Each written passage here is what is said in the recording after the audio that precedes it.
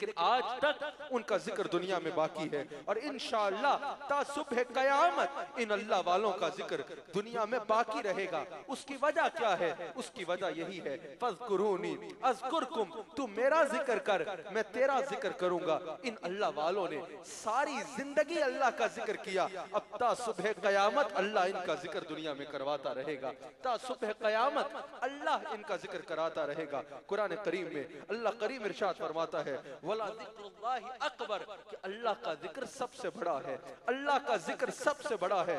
ناظرین و حاضرین، اللہ کا ذکر اتنا بڑا ہے کہ ویسے ہمیشہ یہ قاعدہ ہوتا ہے کہ ذاکر ذکر کو بڑا کرتا ہے، ذاکر کی وجہ سے ذکر بڑا ہوتا ہے۔ اللہ اور اس کے رسول کا ذکر وہ ذکر ہے جو ذاکر کرتا ہے تو ذاکر بڑا ہو جاتا ہے، وہ خود تو ہے ہی بڑا، ویسے ہر ذکر کو ذاکر بڑا کرتا ہے، اللہ کا ذکر ذاکر کو بڑا کر دیتا ہے، اللہ کا ذکر ذاکر کو بڑا کر دیتا ہے۔ ہمیں نظر آتا ہے اللہ کے ذکر کی 3 اقسام ہیں۔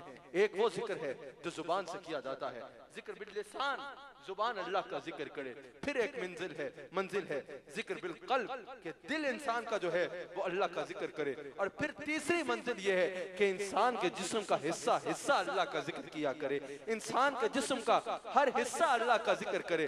حضرت شیخ فرید الدین عطار ارشاد فرماتے ہیں کہ ہر عضو بدن کا الگ ذکر ہے، ہر عضو بدن کا الگ ذکر ہے۔ وہ کہتے ہیں کہ استماع قول حق بات سننا، اللہ کا قرآن سننا، مصطفیٰ کی حدیث سننا، فوش کلامی سننے سے بچنا، یہ کان کا ذکر ہے۔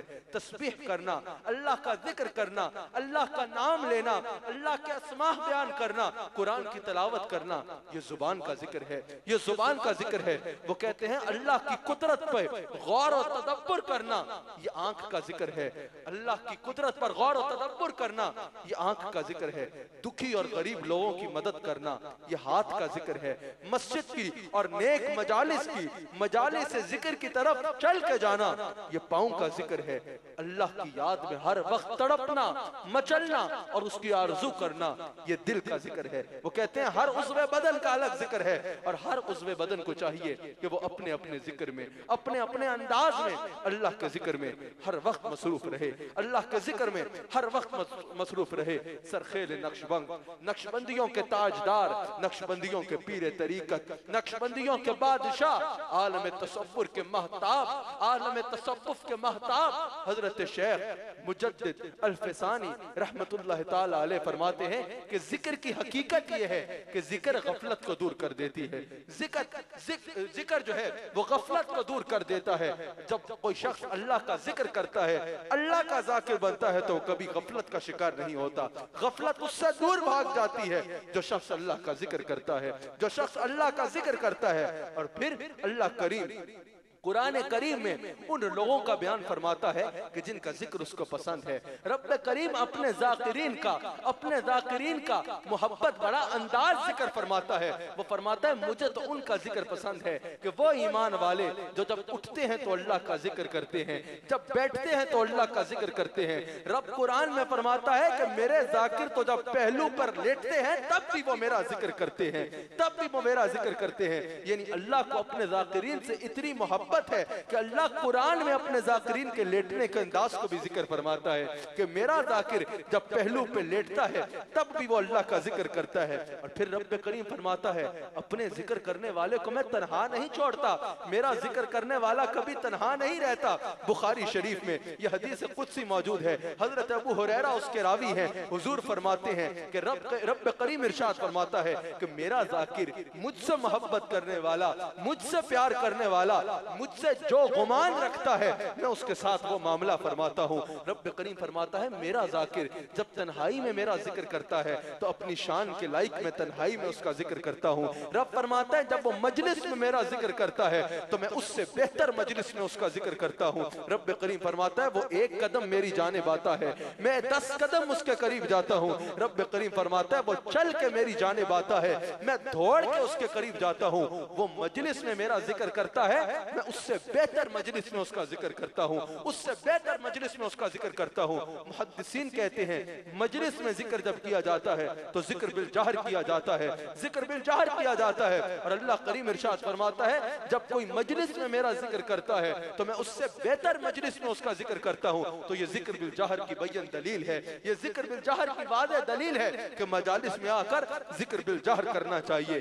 ذکر بالجہر کرنا چاہیے۔ اور ذکر بالجہر پہ بخاری شریف کی ایک اور حدیث سے استدلال کرتا چلوں۔ حضرت عبداللہ ابن عباس ارشاد فرماتے ہیں، بخاری میں حدیث موجود ہے، حضرت عبداللہ ابن عباس اس کے راوی ہیں، وہ کہتے ہیں کہ جب میں بچہ تھا، جب میں چھوٹا تھا، حضور مسجد میں نماز پڑھایا کرتے، حضور جب سلام پھیرا کرتے، صحابہ اتنی اونچی آواز میں ذکر کیا کرتے کہ مجھے میرے گھر میں آواز آیا کرتی تھی، مجھے میرے گھر میں آواز آیا کرتی تھی۔ تو پتا چلا نماز کے بعد حضور علیہ السلام کی بارگاہ میں جب صحابہ حاضر ہوتے، حضور نماز کا سلام پھیرتے تو صحابہ اونچی آواز میں ذکر بالجہر کیا کرتے، اور وہ آواز اتنی اونچی ہوتی کہ بخاری کی یہ حدیث شاہد ہے کہ حضرت عبداللہ ابن عباس کہتے ہیں کہ نماز کے بعد ذکر کی آواز میرے گھر تک مجھے آیا کرتی تھی، میں گھر میں وہ ذکر سنا کرتا تھا، گھر میں ذکر سنا کرتا تھا۔ ابو نعیم، امام ابو نعیم اس حدیث کو لائے ہیں، وہ کہتے ہیں کہ حضور علیہ السلام ارشاد فرماتے ہیں کہ اللہ ذکر جو ہے وہ اللہ کی نعمت ہے،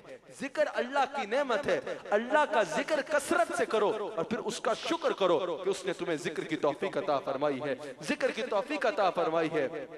مالک بن دینار، حضرت مالک بن دینار ارشاد فرماتے ہیں رحمت اللہ تعالی علیہ، وہ کہتے ہیں کہ اللہ کی نعمتوں میں سب سے بڑی نعمت ہی یہ ہے کہ اللہ بندے کو ذکر کی توفیق دے دے، اللہ بندے کو ذکر کی توفیق دے دے۔ یعنی جب بھی اللہ سے دعا مانگو یہ مانگا کرو کہ یا اللہ مجھے اپنے اور اپنے حبیب کے ذکر کی توفیق دے دے، اور جب تمہارا دل ذکر میں لگ جائے، جب تمہیں ذکر کی توفیق مل جائے تو اللہ کا شکر کرو کہ اللہ تم پہ راضی ہو گیا ہے، اللہ تم پہ راضی ہو گیا ہے۔